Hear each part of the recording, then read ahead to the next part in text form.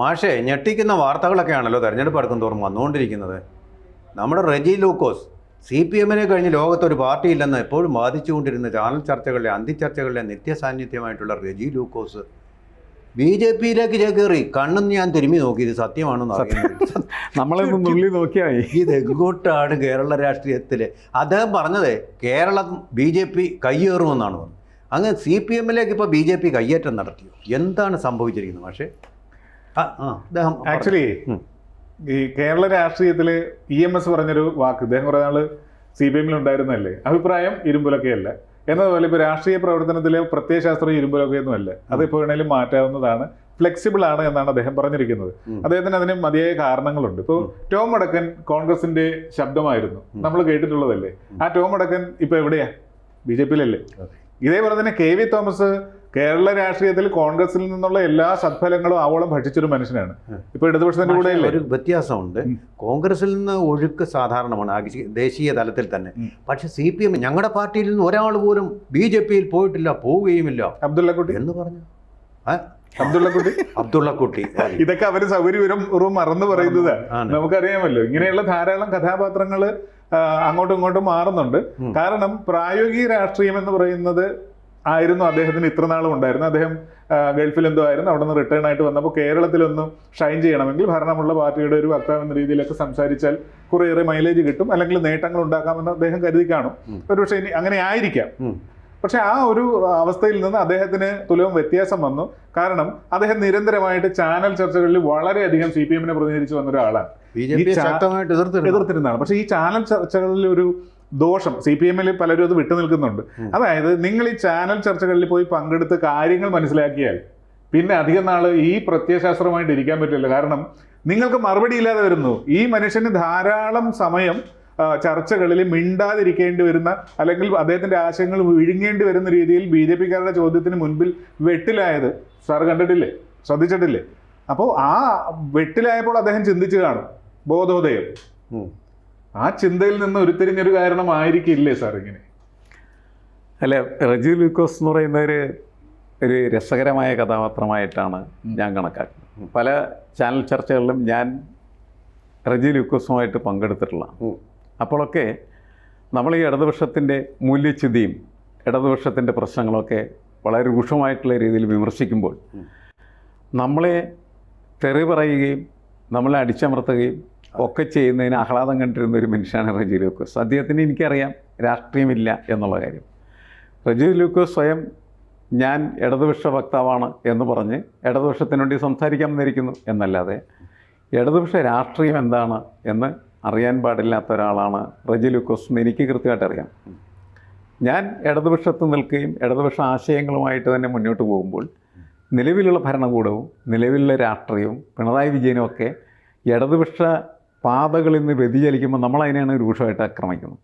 അതിരൂക്ഷമായിട്ട് നമ്മൾ ആക്രമിക്കുക. ആ സമയത്ത് നമ്മൾ ഇടതുപക്ഷം അല്ലെന്ന് പറഞ്ഞിട്ടല്ല നമ്മൾ പോകുന്നത്.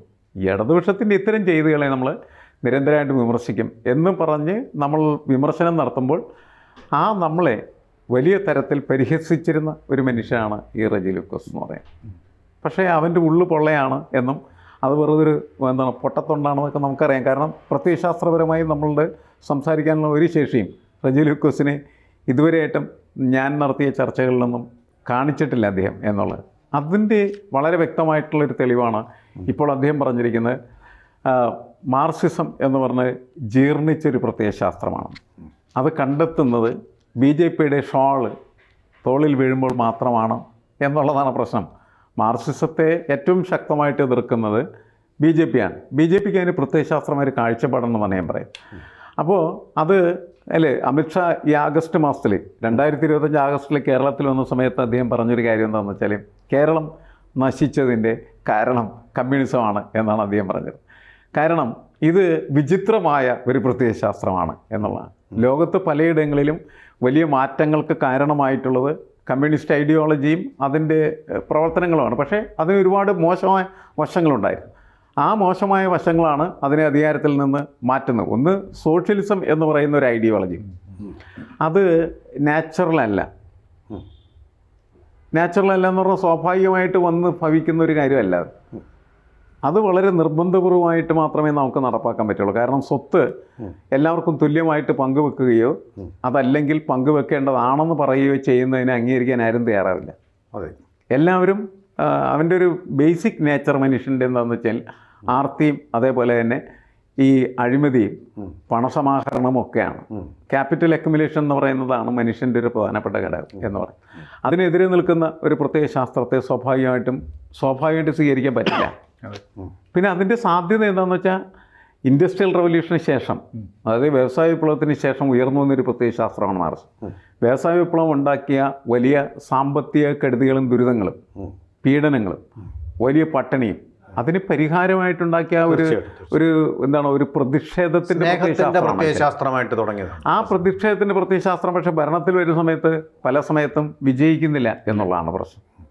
അതുകൊണ്ട് അത് കൃത്യമായ രീതിയിൽ പ്രാവർത്തികമാക്കുന്നതിൽ പരാജയപ്പെട്ട കാര്യങ്ങളാണ് അതിൻ്റെ ചരിത്രം. ആ ചരിത്രത്തിൽ നിന്നാണ് അതിൻ്റെ പ്രതിസന്ധിയും പ്രശ്നങ്ങളും ഉയർന്നത്. അതിനെ പരിഹരിക്കാനാണ് ശ്രമിക്കേണ്ടത്. അതിൻ്റെ നല്ല വശങ്ങളുണ്ടെങ്കിൽ ആ നല്ല വശങ്ങളെ സ്വാംശീകരിച്ചുകൊണ്ട് അതിൻ്റെ ചീത്തയായിട്ടുള്ള വശങ്ങളെ അടിച്ചകറ്റി പ്രവർത്തിച്ചാൽ മാത്രമാണ് അത് ശരിയായിട്ടുള്ള രീതിയിൽ സ്വീകരിക്കാനായിട്ട് പറ്റുള്ളൂ.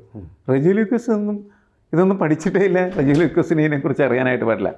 നമുക്ക് എത്ര നല്ല അബ്ദുള്ളക്കുട്ടി അല്ലേ, അയാളാണ് അത് തുടങ്ങിയത്. അയാളെ അത്ഭുതക്കുട്ടി എന്ന് പറഞ്ഞിട്ടാണ് CPM-കാർ കൊണ്ടുനടന്നിരുന്നത്. CPM-കാരുടെ തലക്കുവെളിവില്ലായ്മയായിരുന്നു അദ്ദേഹം. റെജി ലൂക്കസും അങ്ങനെ തന്നെയാണ്. CPM-ൻ്റെ ഈ തലക്കുവെളിവില്ലായ്മയുടെ പ്രതീകങ്ങളാണ് ഇവരെല്ലാം. ഈ മാത്രമല്ല, ഈ കഴിഞ്ഞ തെരഞ്ഞെടുപ്പിൽ തദ്ദേശ സ്വയംഭരണ സ്ഥാപനങ്ങളെ കിടന്ന തെരഞ്ഞെടുപ്പിൽ പല CPM-കാരും ഇന്നലെ വരെ CPM ആയിരുന്നവർ ഇന്ന് പോയിട്ട് കോൺഗ്രസിൻ്റെയും BJP-യുടെ ഒക്കെ സ്ഥാനാർത്ഥിയായിട്ടില്ലേ ഒരുപാട് സ്ഥലങ്ങളിൽ. നമ്മൾ കണ്ട കാഴ്ചയാണത്. അതായത് പുതിയ കാലത്തെ രാഷ്ട്രീയത്തിന് ഈ നേരത്തെ നിങ്ങൾ രണ്ടുപേരും സൂചിപ്പിച്ചതുപോലെ അതിനൊരു പ്രായോഗിക രാഷ്ട്രീയത്തിൻ്റെ സ്വഭാവം അല്ലെങ്കിൽ മുഖം വളരെ കൂടുതലായിട്ട് വരികയാണ്. നിങ്ങൾ എന്തിനാണ് രാഷ്ട്രീയ പ്രവർത്തനം നടത്തുന്നത്? അധികാരം നേടാൻ വേണ്ടി ഏത് പാർട്ടി സഹായിക്കും, ഞാൻ അങ്ങോട്ട് പോകാം എന്ന ആളുകൾ പറയുന്ന ഒരു കാലത്താണ് നമ്മൾ ജീവിക്കുന്നത്. ഇന്ത്യക്ക് സ്വാതന്ത്ര്യത്തിന് വേണ്ടിയിട്ടുള്ള പോരാട്ടം നടത്തുന്ന സമയത്ത് ഇന്ത്യൻ നാഷണൽ കോൺഗ്രസ് അധികാര പാർട്ടി ആയിരുന്നില്ല. ഒരു ആദർശം അതിനുണ്ടായിരുന്നു. ഗാന്ധി അതിൻ്റെ ഒരു ആശയമായിരുന്നു ശരിക്കും പറഞ്ഞു. അതുപോലെ തന്നെയാണ് കമ്മ്യൂണിസ്റ്റ് പാർട്ടി ഇന്ത്യയിൽ പ്രവർത്തനം നടത്തുന്ന സമയത്തൊക്കെ അവർ അധികാര പാർട്ടിയല്ല. ആ സമയത്താണ് അവരുടെ ആദർശാത്മകമായിട്ടുള്ള സ്വഭാവം വരും. ഇപ്പോൾ കേരളത്തിൽ ഇത് അധികാര പാർട്ടിയാണ്.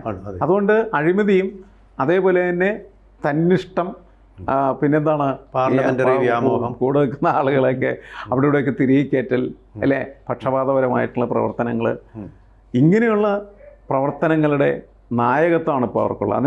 അതുതന്നെയാണ് നമ്മൾ എതിർക്കുന്നത്. നമ്മളിപ്പോൾ കണ്ട റെജി ലൂക്കോസ് അതിനെയല്ല എതിർക്കുന്നത്. റെജി ലൂക്കോസിന് അതിന് ആവശ്യമായിട്ടുള്ള സ്ഥാനം കിട്ടിയില്ല എന്നുള്ളതാണ് പ്രശ്നം. അതുകൊണ്ട് അയാൾ പിണങ്ങിപ്പോയി, അത്രേ ഉള്ളൂ. തീർച്ചയായിട്ടും ഇത് ഇപ്പം അങ്ങ് പറഞ്ഞതുപോലെ തന്നെ റെജി ലൂക്കോസിനോടൊപ്പം ഞാനും ചർച്ചകളിൽ ഇരുന്നിട്ടുണ്ട്, സംവാദകനായിട്ട് ഇരുന്നിട്ടുണ്ട്, അവതാരകനായിട്ട് ഇരുന്നിട്ടുണ്ട്, സഹയാത്രികനുമാണ്.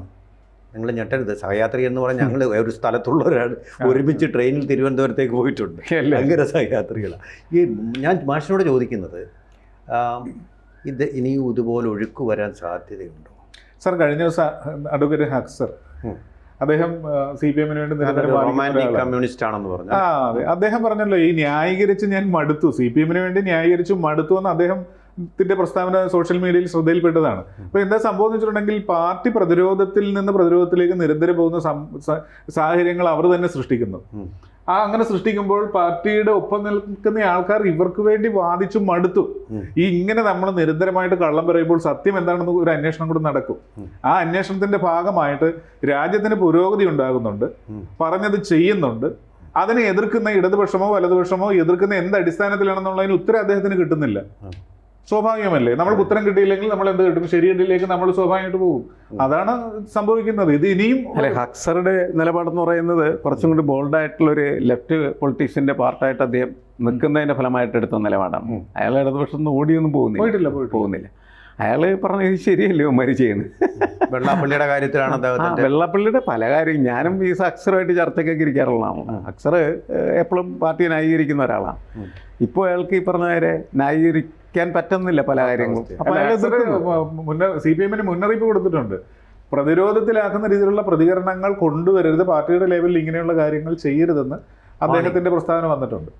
അല്ല, അത് പറയാം, പാർട്ടി എന്ന നിലയ്ക്ക് അത് പറയുന്നില്ല കഥയിൽ. പക്ഷെ പ്രശ്നം എന്താണെന്ന് വെച്ചാൽ ഈ വ്യക്തികളുണ്ടല്ലോ, അവർ ഇപ്പോൾ ഒരു ഐഡിയോളജിയിൽ വിശ്വസിക്കുന്നവരാണെങ്കിൽ ആ ഐഡിയോളജിക്ക് വിരുദ്ധമായിട്ടുള്ള രീതിയിലാണ് കാര്യങ്ങൾ നടക്കണമെങ്കിൽ അതിനെ എതിർക്കണം.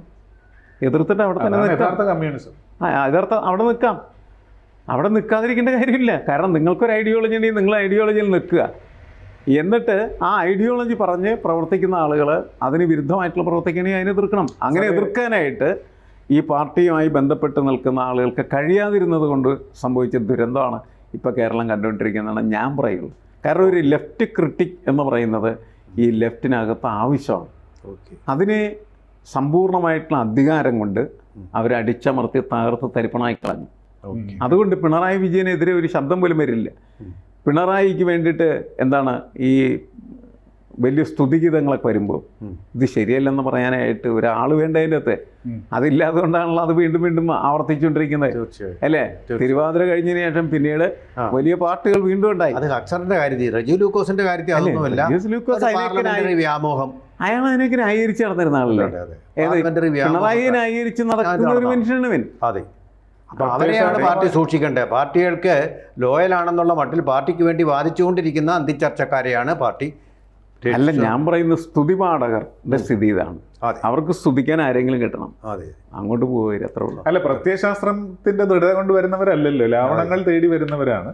അവർക്ക് അവരുദ്ദേശിച്ച കാര്യം നടന്നില്ലെങ്കിൽ അവർക്ക് തിരിച്ചു പോകുന്നതിന്. അതെ, ഒരു ഗൾഫിൽ നിന്ന് തിരിച്ചു വന്ന്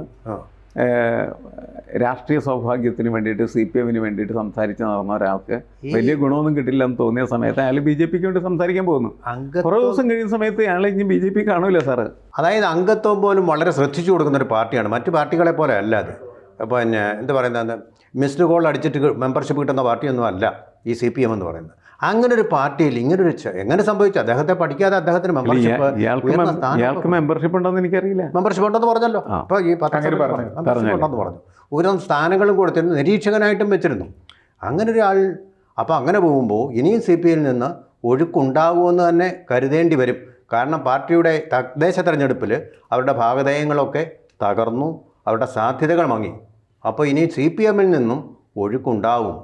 ഇതൊരു തുടക്കമാണോ എന്ന് മാത്രമേ ഇനി കാണാറുള്ളൂ.